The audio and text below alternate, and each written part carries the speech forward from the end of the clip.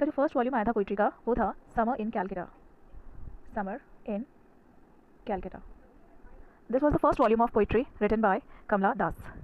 Now the next question we have is, which poem of Sarojini Naidu deals with the 3 stages of man's life? तो सरोजिनी नायडू ने एक poem लिखी थी जिसका title था इंडियन वेवर्स. Indian weavers. तो यहाँ पर इंडियन वेवर्स जो इन्होंने पोएम लिखी थी इसमें इन्होंने मैन की जो 3 स्टेजेस होती हैं लाइफ की उसके बारे में डिस्कस किया है. उसके बाद नेक्स्ट टाइम हमारा question, the poem Chicago Zen. Chicago Zen was written by. Chicago Zen किसने लिखी थी? तो शिकागो ज़ेन जो है वो लिखी थी आपकी ए.के. रामानुजन ने. ए.के. रामानुजन. ए.के. रामानुजन जो है हमारे एक इंडियन इंग्लिश राइटर हैं, ही इज़ अ पोइट. इन्होंने एक पोएम लिखी जिसका टाइटल था शिकागो ज़ेन. अगर आप लोगों को आंसर मालूम है तो प्लीज़ अपने आंसर्स कमेंट बॉक्स में ज़रूर लिखिएगा. और अगर आप इसकी डिटेल वीडियो चाहते हैं तो प्लीज़ कमेंट करिए ताकि हम आने वाले टाइम में और एक्सपैंडेड वीडियोस बना सकें. और किसी को भी इसमें से किसी भी टॉपिक के लेक्चर्स वगैरह अगर रिकॉर्डेड चाहिए होंगे तो वो भी प्लीज़ कमेंट बॉक्स में ज़रूर लिखिएगा ताकि हम अपनी वीडियोज़ को और ज़्यादा इंप्रूव कर सकें. और अगर वीडियो पसंद आए तो प्लीज़ चैनल को लाइक शेयर एंड सब्सक्राइब ज़रूर कीजिएगा. Now the next question we have is, Gandhi ji was influenced by John Ruskin. Gandhi ji John Ruskin की कौन सी बुक से बहुत ज़्यादा इन्फ्लुएंस है जिसका उन्होंने गुजराती ट्रांसलेशन भी किया है? So the title of John Ruskin's book was unto the last.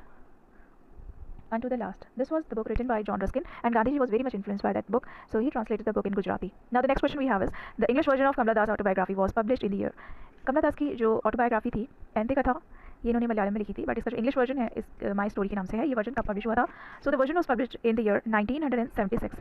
1976 में इनकी जो माई स्टोरी थी autobiography, my story, this was published in the year 1976. This is the autobiography of Kamala दास.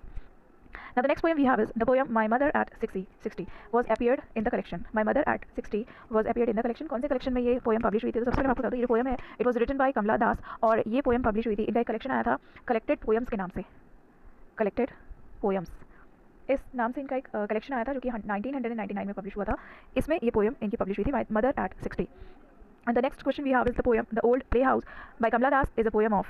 जो पोएम लिखी है इन्होंने कमला दास ने, द ओल्ड प्ले हाउस, ये बेसिकली किस चीज़ के बारे में है, किस चीज़ से डील करती है? So the poem deals with disillusionment of marriage. जैसे कि हमने इसमें पढ़ा है कि जो कमला दास हैं उनकी लाइफ में जो मैरिज थी, जो लव रिलेशन था वो कम्प्लीटली नहीं था, फुलफिल्ड नहीं था, तो she was not happy with her marriage. That's why disillusionment of marriage, एक भ्रम होता है मैरिज में, वो उससे रिलेटेड है ये कि ये मैरिज बहुत अच्छी होती है, बहुत ज़्यादा लव होता है उसमें, केयर होती है.